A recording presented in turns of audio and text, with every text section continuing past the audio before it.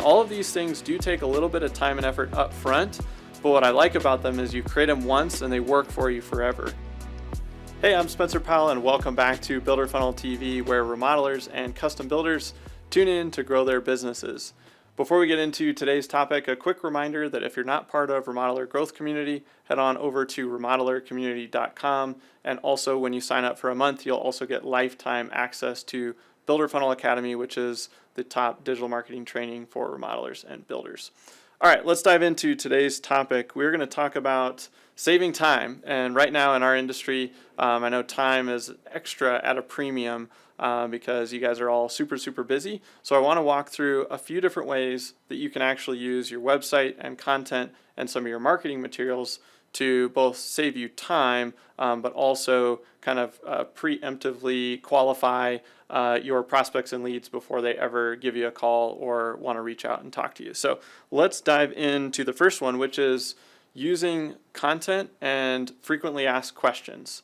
So if you think about your sales process, you get lots and lots of questions when somebody calls in. They want to know about how long it takes, what stuff costs today, what are the latest design trends. They want to know details about you specifically, what kinds of projects you specialize in. So the list goes on and on. If you actually break those into individual pieces of content and put those on your website, people can get those answers before they call in and start, I don't want to say wasting your time, but right now, like a lot of those people probably just want to get that info and stay in the background and do a little bit of research. And so if you can avoid time on the phone while people can just get that info, it's a win-win. It's saving you time, it's getting them the information they need, and it's still benefiting you in the long term in that they're getting the information from you. So I highly recommend basically building a list of questions and then starting to tackle those questions in the form of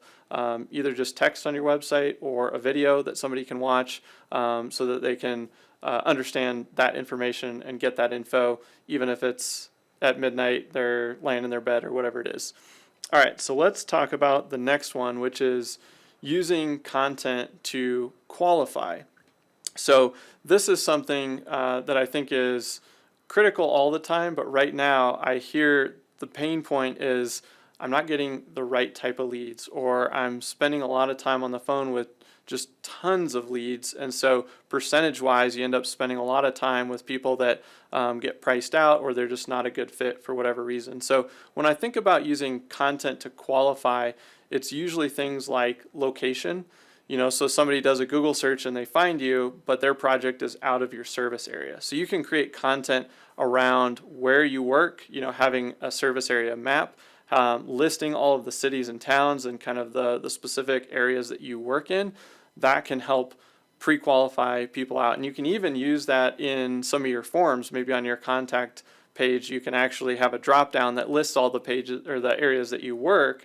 And then when somebody fills out that form, they have to select it. And if they realize that their city or town is not in the list, hopefully they'll just move on their way. So that's one way. Cost is another way that you can use information on your website to qualify people out. So if you do remodeling projects that are between $100,000 and $300,000, then you can talk about that as a range on your website. And if somebody wants to do a kitchen remodel for $25,000, they know, hey, this is probably not the right fit for me. I need to go find a different avenue to get my project done. So those are a couple of things that can really benefit from a content qualification piece. And again, all of these things do take a little bit of time and effort up front, but what I like about them is you create them once and they work for you forever. So once you've got that piece of content on your website, now it's saving you time. Literally every person that comes through your site and finds that content, hopefully they're not reaching out if they're not a good fit because they've consumed that and they've self-opted out.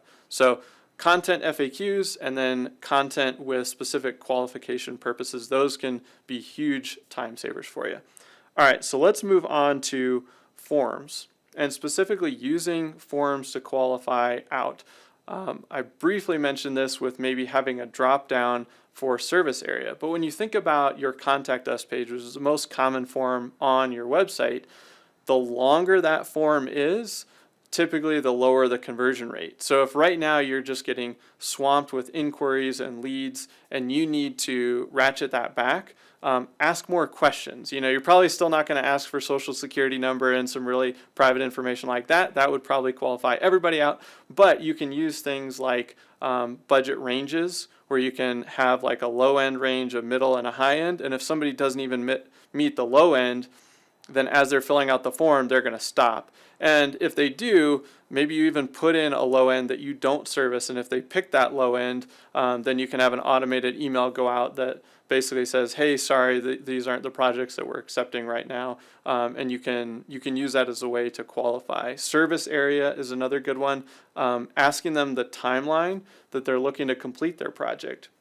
And again, you can use drop downs with ranges. So, 0 to 3 months, 3 to 6, 6 to 12, 12 months and beyond. And so if people pick ranges that are just impossible right now, then you can either have some automation go out, or it's a quick email reply to let them know, hey, right now we're not even booking our first meetings for 3 months. So it looks like you need to get your whole project completed in 3 months. If that's the case, we're just not a good fit right now because we're booked up. And again, these are all things that can save lots of time on the phone. So utilizing those forms on your website to both lengthen the forms and then use specific questions to weed people out, or just get that pre-qualification info so that you know how to respond, and you can do so really quickly. And you can develop some email templates where you get a few inquiries in and they fall into a certain bucket, and you just send that template email out so that you can save a lot of time that way. All right, so let's move on to automation. And you probably heard me talk about a couple of these things when we started talking about forms, because the most easy way to use automation is somebody fills out a form and they select an option from a drop down, like a location or a budget range. Then if they pick option A, you can send them email A. If they pick option B, you can send them email B. And so if you know that you have 5 different options to pick from, and they're going to choose either A and B are not a good fit for you, then you can have those emails go out automatically and kind of push them away, or just say, hey, we're not a good fit. Here's a couple other resources to help you on your journey.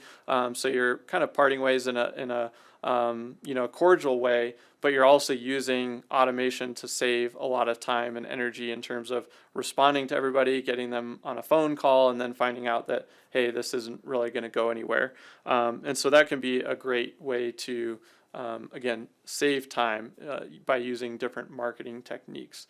The other piece too is that as you get a bunch of people coming through your site and filling out forms, you can use that immediate automation to kind of self-select in or out, but then knowing that there's going to be a lot of people that are wanting to get on a wait list, or they're thinking about a project and they just want to gather some information, putting them into like a longer automated drip sequence can also be a huge time saver, in the fact that you are actually staying in front of them, you're staying top of mind, but you're not having to do that at scale, like individually one-on-one for all these dozens of leads, or potentially more than that. Whereas you can set up a chain of 5 or 7 emails to go out when somebody takes a certain action on your website. And now again, every time somebody takes that action, all of those emails that go out after that will be automatic.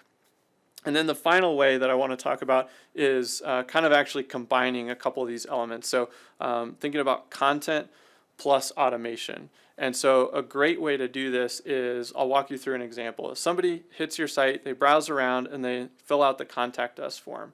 And when they hit that form, they're going to select something like, I want to complete my project in 6 to 12 months. They pick a budget range that's in range. And so this is a good fit. Well, we can, based on that criteria, we can drop them into a sequence that says, hey, sounds like you're a great fit. Let's get to know each other. Go ahead and book a meeting by clicking this link.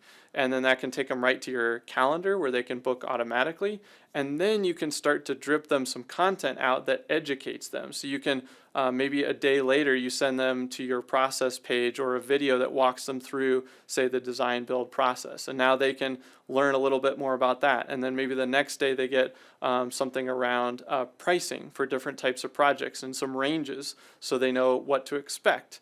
And so you can drip all of that content out that, again, you've already created because you tackled all the FAQs and you tackled some of the qualification content that we talked about earlier. And now you're just repurposing that into an automated fashion to make sure that, hey, this person hit my site and they're interested in talking to me and we are actually going to talk. But now I'm going to bring somebody to my meeting that's more educated. I've already pre-built some trust because they've seen me on video. And so what that does is it saves you time in the sales process.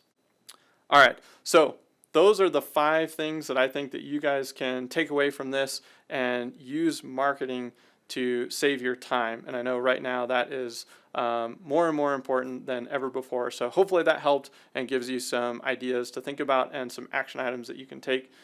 And with that, we'll see you next time here on Builder Funnel TV.